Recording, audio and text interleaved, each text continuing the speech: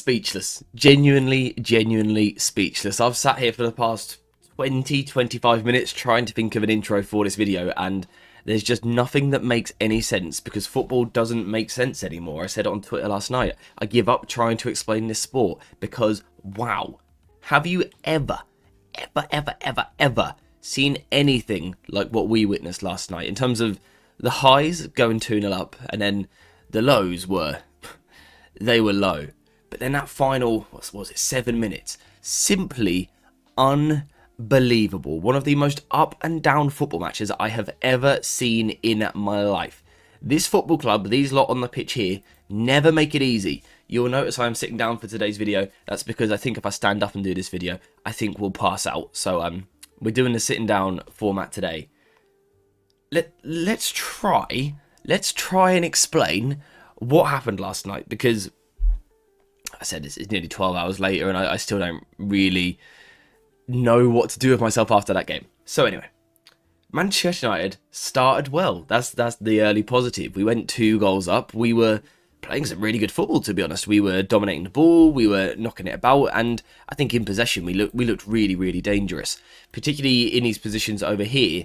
Lyon were passive. We anticipated this coming into the game. We knew that they were a side that would struggle to get pressure on the ball, and United did such a good job of taking advantage of that, because Lyon had little pressure on the ball up in these high positions here, but also in his the defensive line played a really high line. Now, if you've got no pressure on the ball, plus you're playing a high line, you're going to give a player time to pass and an area to hit, and that's exactly what we saw in the first 45 minutes of this match. United used this and did this so effectively.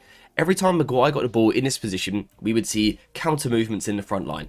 So it might be Garnacho comes towards the ball and Dorgu runs in behind. It might be Højlund comes towards the ball, drags a centre-back, Garnacho goes in behind.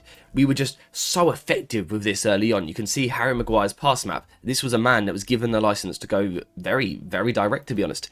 And we saw this in the first half. This was a repeated pattern that we saw. Maguire with time on the ball, runners are going to be ahead of him, and Maguire is going to find them. Generally speaking, he's a very good long passer, and he started this game well, Maguire, and finished it pretty well as well. But you can see this, the direct threat that United had, playing the long ball over the top. Again, a situation here, Harry Maguire picks the ball up in the middle. We're going to see different movements in the front line. One player comes towards, a different player goes in behind. And also, Garnacho going in behind as well. And again, Manchester United get themselves into a good position.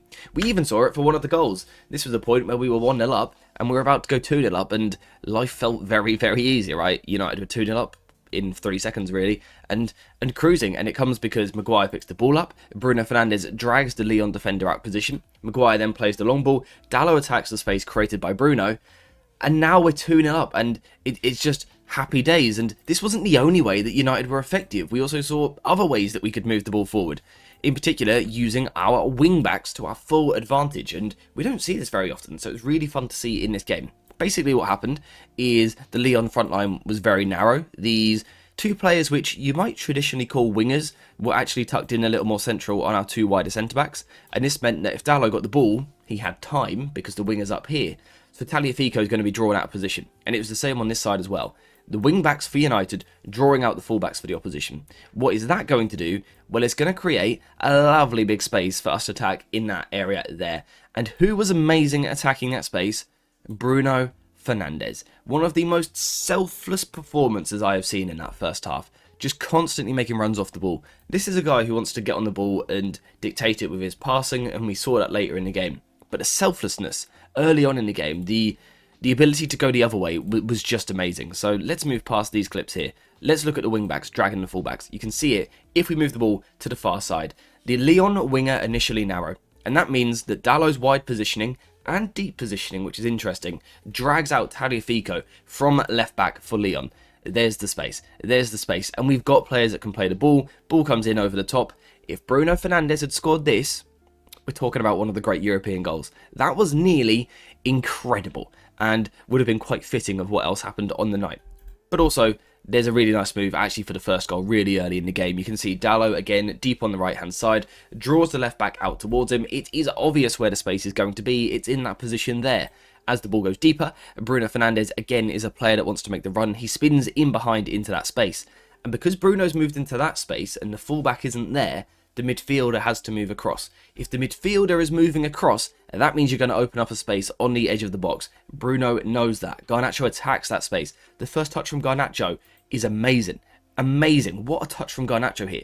Gets past 2 defenders, takes them out of the game, and then has the intelligence and the composure to pick out Ugarte. And like I said, it was such a good first half on the ball. Now, if you guys enjoyed that Bruno Fernandes performance as much as I did, you might just want to go and get yourself a Bruno Fernandes poster, exactly like I have done here. And you can now do that using the link in the description down below, thanks to today's video sponsor, themed.co.uk. We are talking about official partners with Manchester United. If you were at the game last night in that immense Old Trafford atmosphere, if you'd have gone into the megastore, you would have seen posters like this. We've got the Rasmus Højlund one over there. So much that they have to offer. They always do murals, they do stickers that you can put on your wall, Old Trafford designs, chants, all sorts of different things. And now, using the code AJA25, you can get yourself 25% off. Again, we are talking about high quality, official products, thanks to themed.co.uk. So make sure to check them out using the link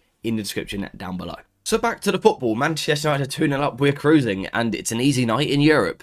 Until it's not. And it would be boring if it was easy, right? I said before the game in the Discord server, I want to feel something. I like being emotionally attached to a football match, and we certainly got that. And the reason for that was because Manchester United, we know, are a team that can be a little bit passive off the ball. We've covered this time and time again now, and last night we really got punished for it, because when you are passive off the ball, which we particularly were at 2-0 up, because you know, we feel like we're just trying to protect the lead now. When you are passive, you give the opposition a moment to get their foot on the ball. And when you do that against good footballers, which Lyon have a few, by the way, some really nice players. But when you let good footballers have a bit of time on the ball, they inevitably do good things. It's how football works. And it is the problem with the United structure, right? The United system, and more than anything, the psychological approach of United. So we went passive. We dropped too deep, and we just let Lyon back into the game. And truth be told, it's one of the biggest collapses I've ever seen, and genuinely would have been unforgivable if we didn't go on to turn it round. To concede to 2 is bad enough. At 2-0 up, it just can't happen, especially after what happened in the first leg. It can't happen. Then the red card happens just before full time, and you think, okay, extra time should be fairly easy now. It's just, can we break them down? To concede 2 goals in extra time against 10 men was genuinely pathetic. Genuinely pathetic. As a United fan, you guys will know I am always probably the biggest optimist. I always have belief that we can turn a situation around. I don't know if I have ever felt so defeated, so hopeless, so hopeless. When that 4th goal goes in, 4th goal. We conceded 4 goals last night, by the way, and we're still happy because we won. It's insane. But when that 4th goal goes in, I've never been so hopeless in my life. I have, in terms of watching this United team, I have never been so defeated and deflated. It felt like us out. But you can't write off United. You can't write off United. And the reason for that is because we possess, first of all, some good footballers. But also, Lyon started to drop deep. We possess good footballers, but we also sometimes just need to do the basics. Sometimes football can be an incredibly simple game. You can talk about tactics, you can talk about overloads, you can talk about technical skill sets, whatever. Sometimes all you need is a man called Harry Maguire playing up front, who is going to pin the opposition back because he's an absolute beast. I love Harry Maguire. Love him. He's an absolute beast. He stands high in the box. He occupies centre-backs. You also get Casemiro up in that box. And what that does is it draws the Lyon defence deep, really deep, sometimes into a back 6, even a back 7 late on. We should probably get another United player on to give us the full 11. But the opposition is sitting so deep now. And it's because Maguire and Casemiro are pinning them. And when you do that, and you get Kobbie Mainoo onto the pitch, what you do is you just create little spaces. And I think Amram did something very clever. He drops Bruno Fernandes deep. Bruno, against his lowest block, doesn't need to be in these areas here. He needs to drop deep and get on the ball. And that's what Amram did. He moved Bruno into this deeper position and said, basically went, please help. Please help. That's what it felt like late on. We gave the ball to Bruno and we went, please, mate, get us out of trouble. Get us out of trouble. And again, that's why I got the poster, because where would we be without this man? Where would we be without this man? Again, theme.co.uk if you want to get one for yourself. But Bruno Fernandes just takes this game by the scruff of the neck and he just goes, we're going to do it, okay? We're going to find a way. And also, you have to give credit to Casemiro, because at this point late in the game, we got such a random team on the pitch in the end. you got the chance to move the ball forward, and that's what we do. We just kind of lump the ball forward. Again, there's nothing particularly nice tactically to talk about here. You just get the ball forward, you win the first contact in the box. You can see here, Casemiro wins the first contact. Here, Casemiro with the first contact on the edge of the penalty area. Special quality from Kobbie Mainoo, by the way. Also incredible. And then Harry Maguire. Like I said, football is a very, very, very simple sport. Sometimes you need big people in the box to aim forward that can header a football. And that's exactly what Amram said after the game. My job always is to try and explain football, or to certainly try and make some sort of sense of it, to understand the game and try and help you guys understand it. But also sometimes you just got to go, there's not room for tactical talk here. Who cares about tactics, right? Did any of you care about tactics at 11 PM last night? I know for a fact I didn't. I couldn't have cared less. Because sometimes you just need magic, and Old Trafford gives you magic. It gives you magic. The crowd late on, first of all, the crowd before the game and throughout the first half, incredible. The best I've seen Old Trafford in a long time. And then late on, the clips that are out there, the records that are broken, the player reactions, just the whole internet going mental. I've seen rival fans bigging up what United did last night. You can probably tell that I'm still sort of emotionally drained from it. My voice sounds a little bit different today because I shouted a bit too much and nearly went through the TV.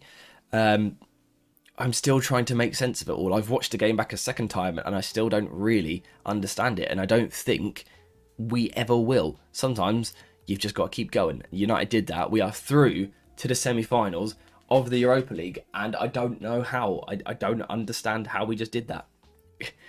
Someone please tell me in the comments. I guess at the end of the day, we've got Bruno Fernandes, we've got Casemiro, we've got Kobbie Mainoo, we've got Harry Maguire, and quite simply, the opposition don't. When it's like that, it's pretty easy sport, right? Pretty easy sport, so there's nothing else to talk about for today.